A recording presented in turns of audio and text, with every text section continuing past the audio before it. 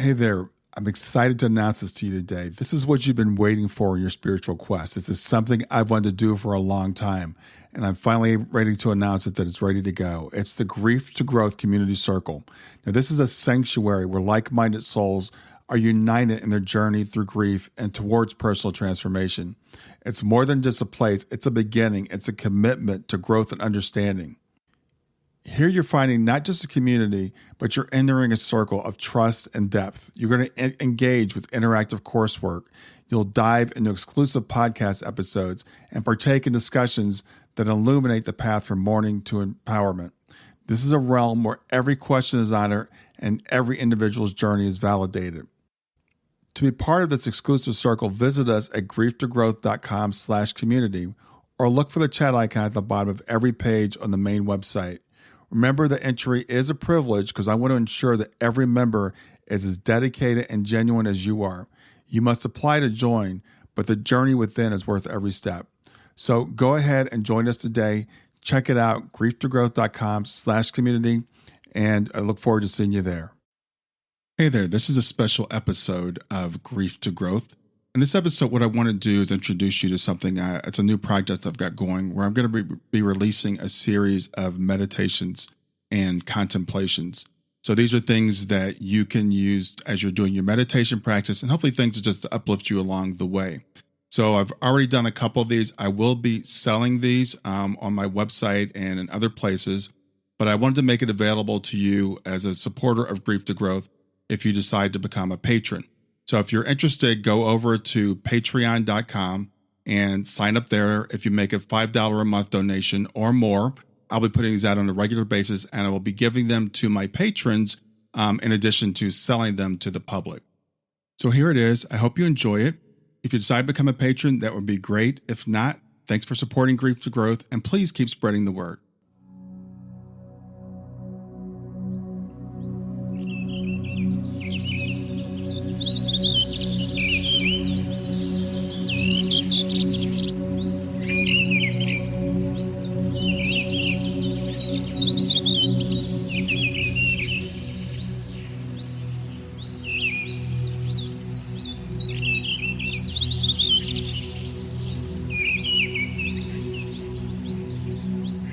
Today, let's talk about equanimity. Now, equanimity is an interesting word that we don't use very often, but it's so important. It's actually vital, I think. I think equanimity is one of the most important principles that we can learn. Equanimity means to keep balance, to keep things in perspective.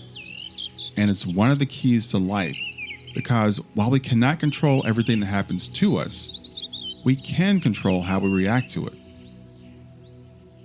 The Buddhists understand the importance of equanimity. You've probably heard the term non-attachment. The Buddhists even have a practice to cultivate equanimity to keep themselves firmly planted on the ground.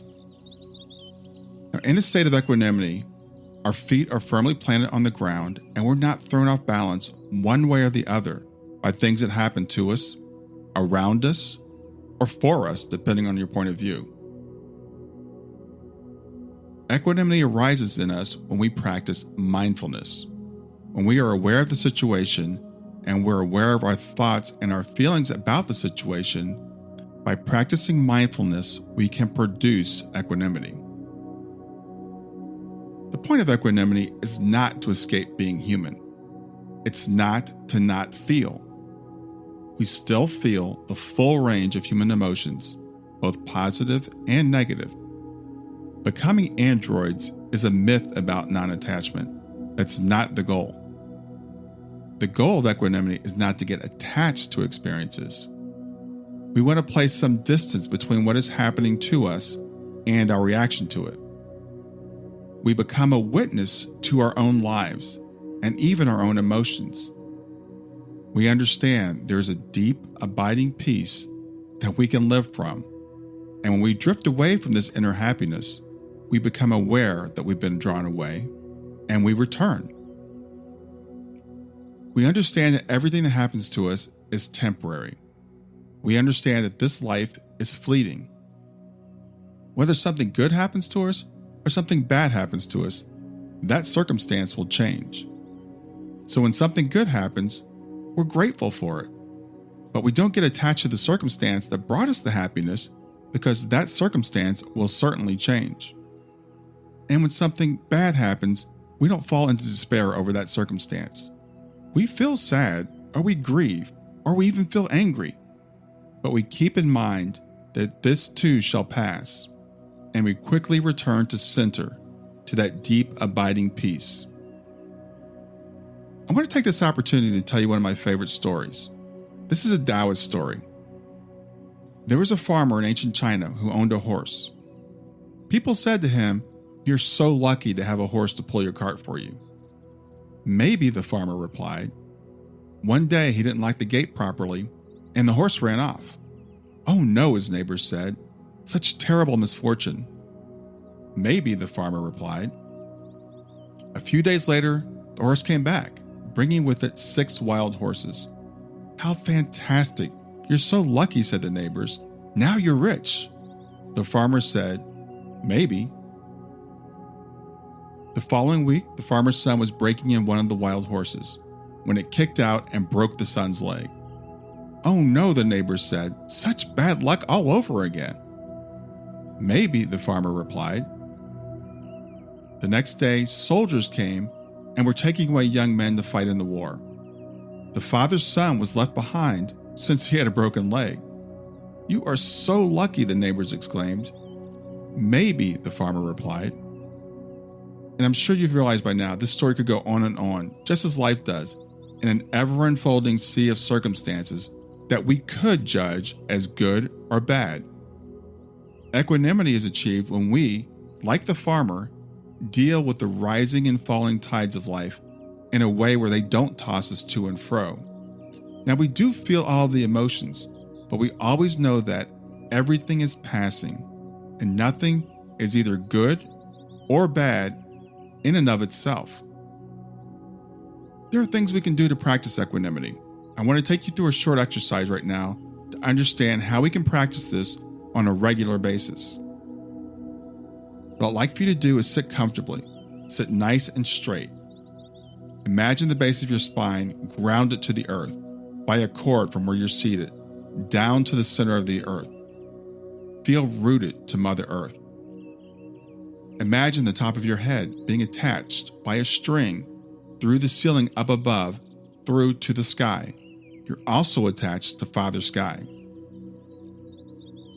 Now imagine that string is gently being pulled, straightening your spine, so you're sitting up nice and tall. Now close your eyes and bring attention to your breath. We're going to take a few deep breaths. So what I'd like for you to do is breathe in through the nose and out through the mouth, blowing every bit of air out completely. And let's do that again.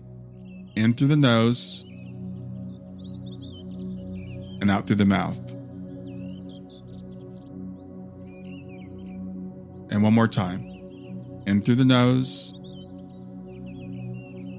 and out through the mouth. By now, you should feel like you're in a nice, relaxed state. And what I'd like for you to do is keep your mind on your breath and just sit here for a little while we're being mindful from moment to moment.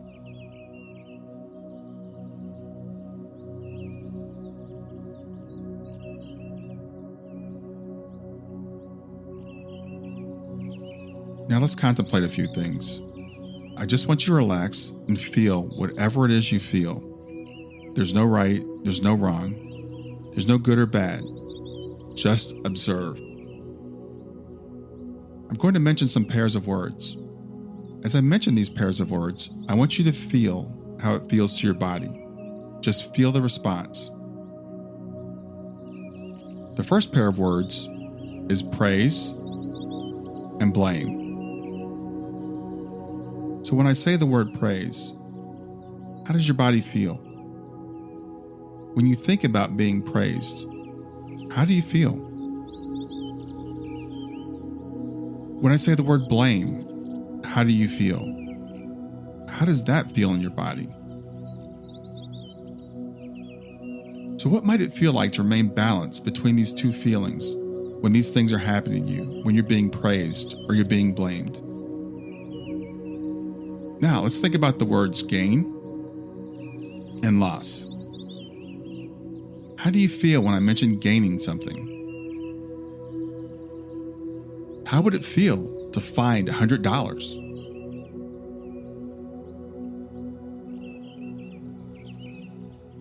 How would it feel to lose $100? Do you feel pushed or pulled in any one direction when I say these things? Now, think about the words pleasure and pain. How do you feel when I say pleasure? Do you feel drawn towards pleasure? Do you feel like you need to move towards pleasure? How about when I say the word pain? Do you feel like you need to avoid pain? Now, of course, naturally, we want to have pleasure and we want to avoid pain. That's called being human. But the question is, do we get thrown off balance by these desires? Can we lessen the desires, or at least be aware of how they're making us behave? Let's think about the words fame and unpopularity. What do these words mean to you? How does it make you feel to think of someone thinking positively about you? How does it make you feel to think of someone thinking negatively about you?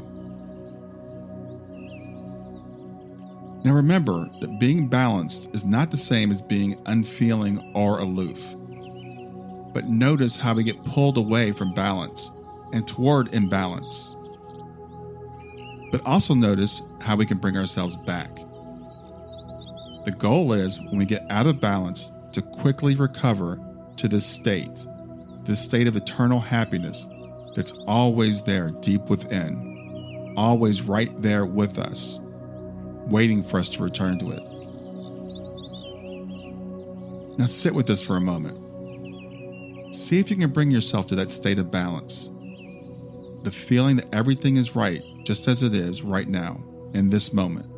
That everything is fine. That it's better than fine. That everything is just as it should be. How does it feel? Do you feel that sense of balance? Do you feel that sense of calm? Do you feel that sense of peace?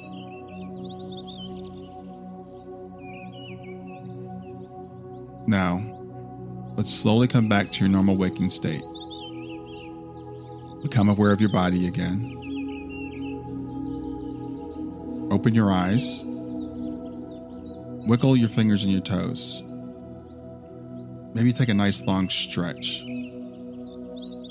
But let's remember this feeling. And let's remember, you don't have to return to the cushion or the chair or to the bed and get into a meditative state to return to this feeling. It's always right there, available for you, waiting for you. And when you feel out of balance, take a few deep breaths and go within. Namaste.